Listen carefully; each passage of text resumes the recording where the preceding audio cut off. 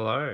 Today I'm going to be reviewing The Saviour's Sister by Jenna Moresi. This book's actually a sequel to The Saviour's Champion, which was the very first thing that I reviewed on this channel 1 year ago, which is just crazy to think that it's already been a year of me posting these reviews. It's hard to believe it's already been a year. It doesn't feel like it's been that long. But anyway, without further ado, let me jump into my review of The Saviour's Sister.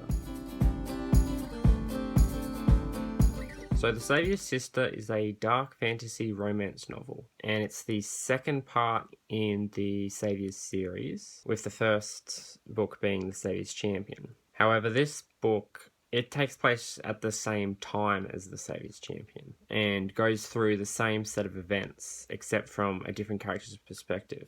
In this book, we follow Layla, who is the Savior of Thesson, who's basically like a religious queen leader with magic powers, except her father, the Sovereign, wants her dead and wants to take the throne for himself. And he has a plan to do this. Essentially, Layla is about to turn 20, which means it's time for the Sovereign's tournament to be held, which is basically this tournament where 20 men enter to compete for the Saviour's hand in marriage. Essentially, the Sovereign hires 3 assassins to compete in this tournament. He wants one of them to win, and then the plan is that they'll kill Layla on the wedding night, allowing the Sovereign to then take control. However, Layla is aware of the Sovereign's plan, and although she doesn't have much political power because of the Sovereign's control, she does sort of operate in the shadows and fights against her father and tries to unravel his plans. She hatches a plan with her sisters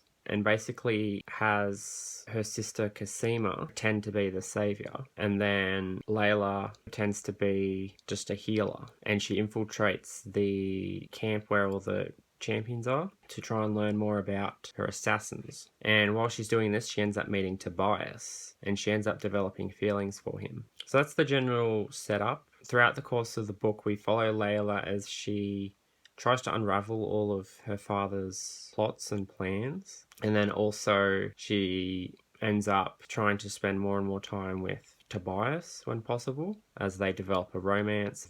I won't go into too many specifics, but that's the general gist of it.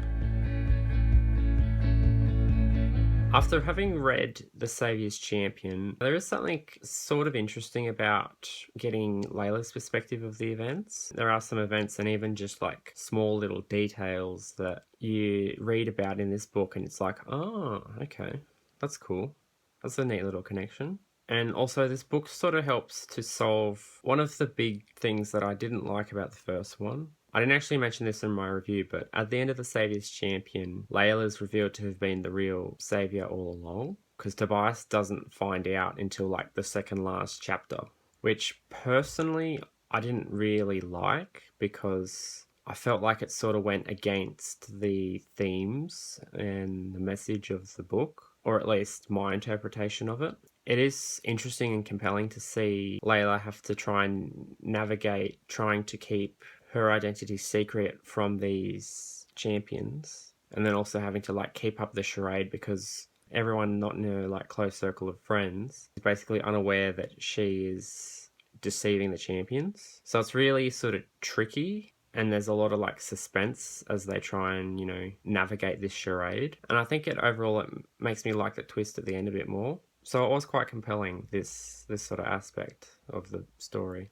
However, there are some downsides to showing Layla's perspective. That being that there's a lot of scenes in the book where it's just sort of Layla watching Tobias do things that Tobias did in the first book. Like, for example, the fight with Antagonists, or the part where all the champions are getting chased by a bunch of living statues. These are pretty good moments, pretty good action scenes, and they're pretty suspenseful in The Saviour's Champion because we're following Tobias, who is actually in that position. But I guess when you're from Layla's perspective, it's a little less interesting. Plus, already sort of knowing the outcome as well, I suppose, plays into that as well.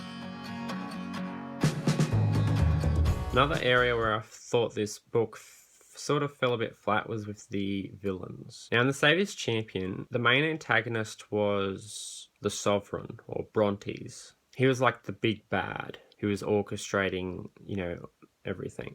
And then, of course, there were the three assassins who Tobias had to deal with throughout the course of his journey. Those being the giant, the dragon, and the shepherd. They served as pretty intimidating antagonists that Tobias had to fight a couple times throughout the course of the book, and they were quite threatening. They weren't very deep villains, but they were intimidating and they had distinct personalities. However, in this book, there isn't really that much of a strong villain presence. I mean, Brontes is still, I guess, the big bad, and he does have a bigger role in this book, so there's that. But like in terms of other antagonists, there's too many and they're not that good. Layla spends quite a bit of time attacking all these senators who are working with the Sovereign. Throughout the course of the novel, she takes out more of them and they get gradually more and more dangerous. First couple she goes after, don't even fight back.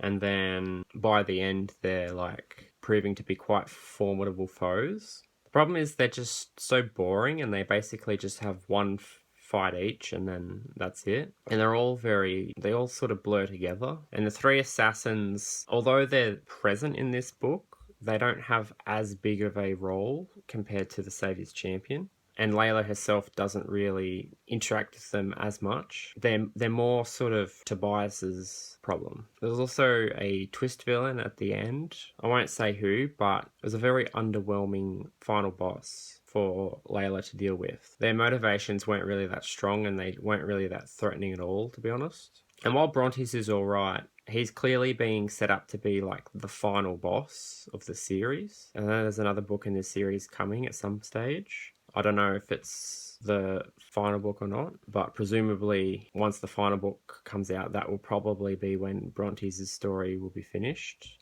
if I had to guess. Now, one aspect of this book that I did really quite like was the romance. I think the romance is the strongest aspect of this book. The romance was already pretty good in The Saviour's Champion, even though most of the scenes were in both books. It's still interesting to see Layla's point of view and her thoughts and her feelings. And the romance is just done really well. Tobias and Layla have a lot of chemistry and it is a joy to read about them together. So I'd say overall, the romance aspect of the story was as good as the first. Another thing I want to mention is that everyone in this book is horny as fuck. God damn, you can't go a page without sexual innuendos and all that kind of crap. So if that kind of stuff's not your cup of tea, I probably wouldn't read this book, or the first one for that matter. Personally, I'm not a huge fan, but the romance is good enough that I enjoy it anyway. I also think the humour in this book was pretty good. It was pretty entertaining. And no, I will not be giving a rendition of one of the jokes like I did in that first review. But again, a lot of the humour is sort of sexual in nature. There's also a few points where Layla has sex dreams. There's similar scenes with Tobias in the first book as well. So overall, there's a fair amount of horniness. So if you find that kind of stuff particularly off-putting, maybe give this one a skip.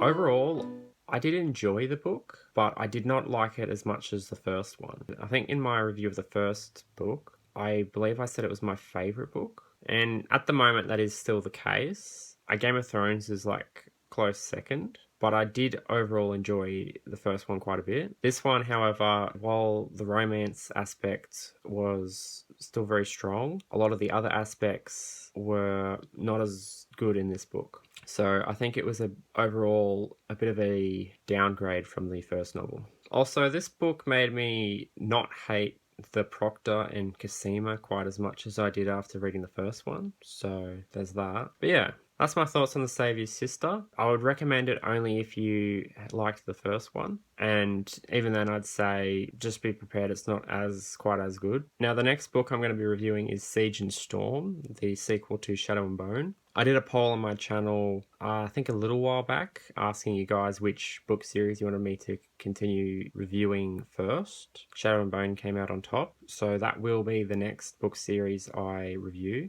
I will endeavour to actually finish these book series that I've already started. So yeah, Shadow and Bone will be the first one I try and finish. and then we'll go from there. But anyway, that is it for my review. I hope you found this video helpful, and I'll see you all in the next one. Goodbye.